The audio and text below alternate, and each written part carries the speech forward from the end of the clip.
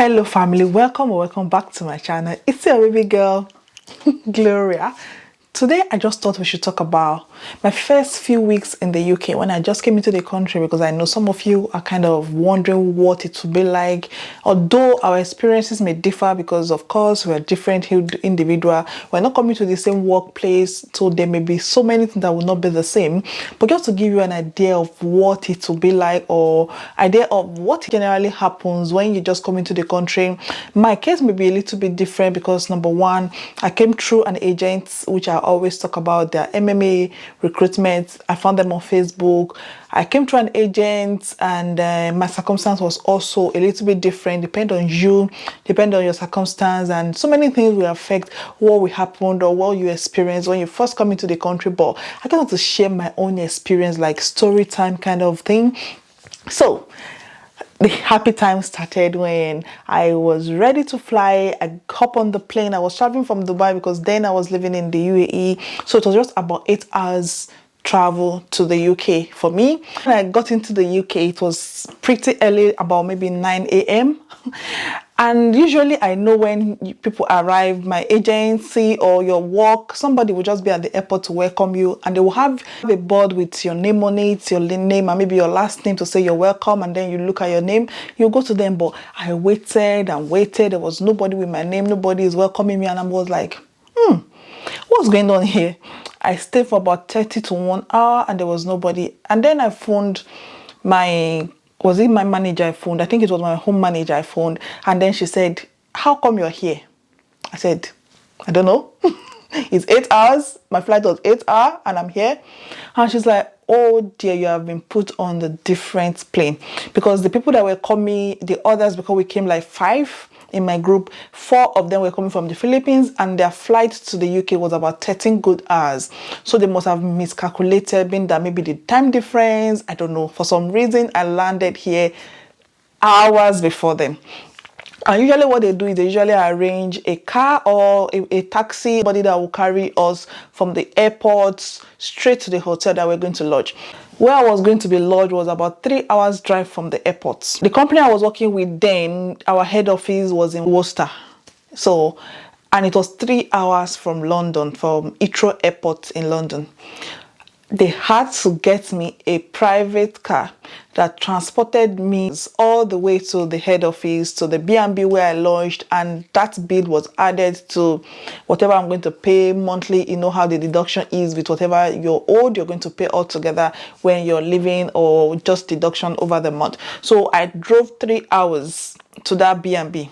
And the thing is, when I got to that B&B, the first shocking experience I had was the B&B was not so big. I've never been to a B&B. What we're used to back where I'm from is either hotels, lodge, motels you see on movie, and then this was a B&B. Good standard, but it was not what I was expecting. So I was on the first or second floor. The staircase was very narrow, and I had to pull my own briefcase by myself for myself. You know how we used to arrange clothes. This very big suitcase, my hand luggage and my backpack, and I had to drag it up the narrow staircase. And I got into the room, and the room was looking so tiny, with one single bed, one small old television on the wall. And that was when it dawned on me, like, Gloria, what have you done to yourself?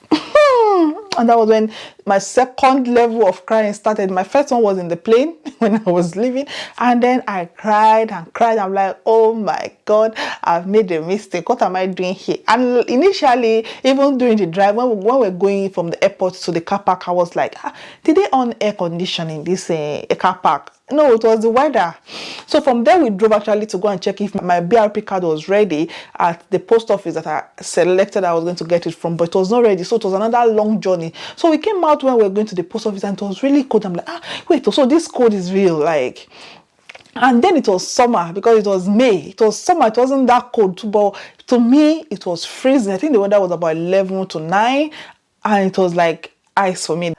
The first mistake when I slept, because of the the jet lag, the time lapse, the time differences was so much for me.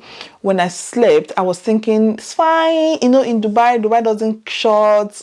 Dubai always run 24 hours. You can go out and get whatever you want at any time. After all, we are in the UK. Oh yeah, British girl. I slept and thought I was going to wake up later to get few things I wanted. By the time I woke up, I tried to get dinner. They said I'd already missed my dinner time. I went to the high street to get something. The whole shop were all closed. They said they closed by 5. I'm like, 5? Why?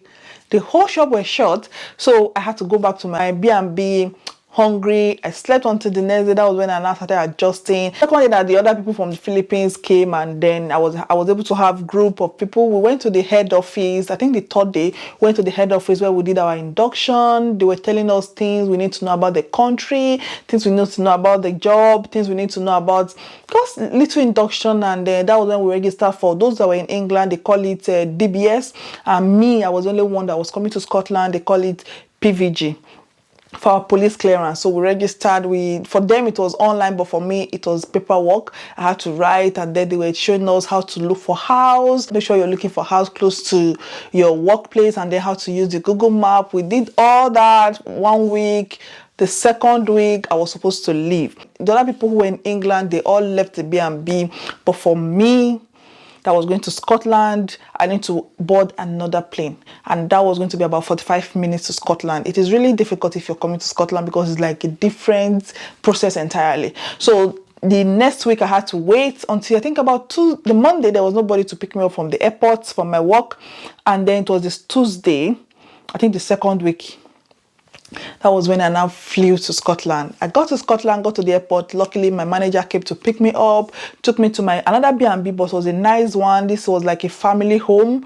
Had rooms, lovely place, but there was no lunch, there was no dinner. So I was having, but the other B&B I stayed, I usually get my breakfast, like a buffet, dinner, lunch, fish and chips, lovely place.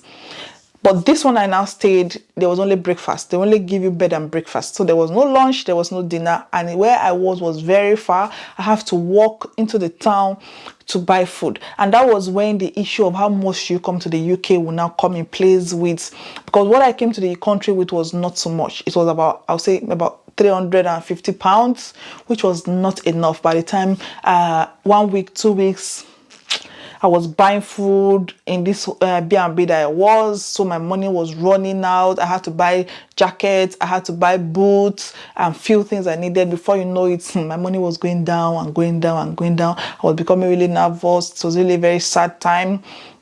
Although I was preparing for my OSCE exam, but I still had to travel to work. I remember my first day at work, I did not go with any food. And that was the first time in my life that I was going to do a 12-hour shift. In the country, most work is 12-hour shift. I'm used to this 8-hour, work and go back home. So I did not go with any food. When I got to work, in fact, my eye wanted to remove. It was one girl I owe her that appreciation up to today, came to me and said, hello, do you want, there's this noodle they put in cup. So that was how my first day went at work. I was traveling back and forth to work. And then the first few weeks, I was not even allowed to even do anything. I was only sitting down behind the system and doing my induction, like my training online. When you join company in this country, most time you have to do your e-learnings. I was doing my e-learning. First week, second week, I was still like that. I was still looking for houses. Nowhere. I've been on Zoopla, Rightmove, everywhere. I couldn't find house. Some will even go and view. I don't know, maybe they don't like my face. They will try to say no. They will say no. They are not giving at the end of the day, they will not even get back to me. So I think I was in that, I was in England for 2 weeks.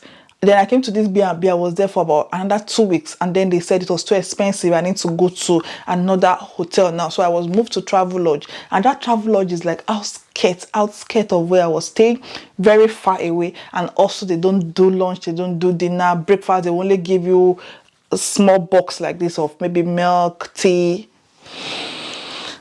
it was a lot of hard work, sincerely speaking, before I settled down. So I'm not saying this to scare you. I'm just telling you this so you're prepared. Come with enough money. No amount of money will be too much. If you have up to £1,000, please bring it. If you have £500, bring it. Don't come with money that is too small, because at the end of the day you may be stranded. Even though then my company told me I had opportunity to ask for allowance from them, they will borrow me and then I'll pay them back. It got to a point where they told me they can no longer give me money. You see, even though it was not a lot, and then they started saying initially they said I should buy food and keep the receipts, and then later they will refund me.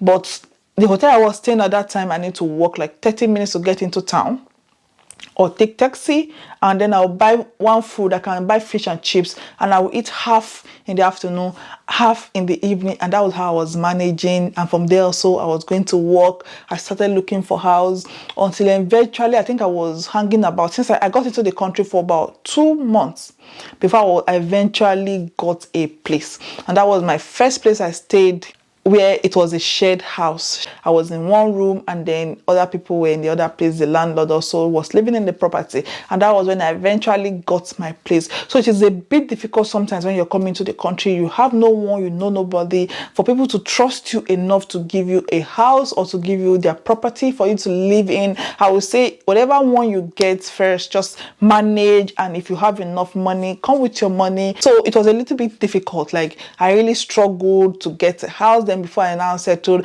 I remember when I got that house, the first thing I did was I went to buy pots, and that pot I still use it up to today. I bought one pot, £10. I bought one frying pan. I bought one pressing iron.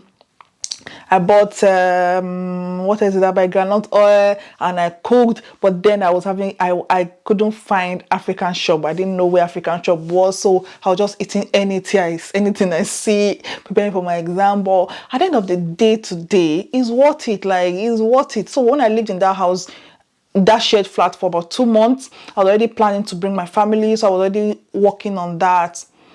Within 2 months, in fact, I rented a 3-bedroom, even though I know by then, like I said, my family's visas were refused. I made a video about it, but I didn't mind. I just wanted my own space. So it can be very difficult. But today, it is all story. It is nothing. Like, I don't even think about those things. You can't even remember sometimes. So it is all worth it. No matter what you're going to go through, no matter what you're going through just now, I just want to tell you that you should not give up. When you get into the country, it may be very hard. Like, especially the food aspect. When you're thinking of your food, when you're thinking of what you've left behind, you're starting afresh, it is not easy, sincerely speaking, but with time, you'll be fine. So when you come into the country, expect things to be a little bit up and down, like not to have everything you want. Please come with enough money. I don't know how much will be enough for you, depend on your family circumstance, and depend on how long you're going to be living. After that first B&B, I couldn't cook. I moved to another B&B, and I was there for a few weeks again. But that B&B was a lovely couple home where I was able to cook. So that was when I bought those things. I was able to cook in that house. Their children are all grown up, and they just use 2 rooms in their 3-bedroom for B&B. Very lovely couple. They don't stay at home. They have 2 lovely dogs. So I was able to cook in that house, and I was happy. I love that house. Very, very lovely people. Before I now moved to the house where I was now house sharing. So different type of B&B that you may get. You may get B&B are generally cheaper than hotels. Some B&B you're allowed to cook. Some B&B you're not allowed to cook. So if you're coming to the country with your family, maybe with your children, it's possible to get a B&B to be cheaper than when you're trying to afford a hotel. I don't know. Somebody has also told me that hotel can be cheaper as well, but just depend on your own purse. Just make your research, what you can afford. The beginning may be very tough, may be very difficult, but at the end of the day, it is worth it. Here I am today, happy. It is now part of my story. If I don't tell you, you're not going to know.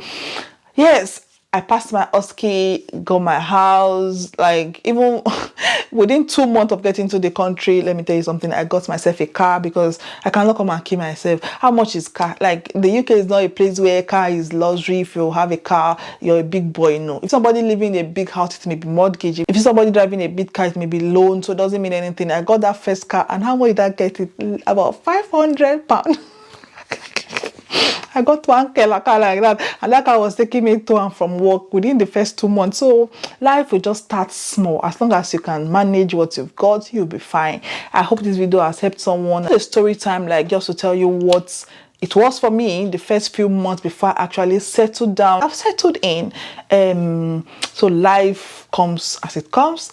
It's left for you to do whatever you want to do with life when it comes to you. It can be sort of lesson, and it can break you, it can make you. Don't expect too much when you first come into the country, because it is not where you've been to, it is not where you've lived. There's definitely going to be a change. I wish you good luck in all your endeavor, and I hope you enjoy your stay. Please remember to like, subscribe, click on the notification bell, and I'll see you in my next video. Until then, stay safe and bye.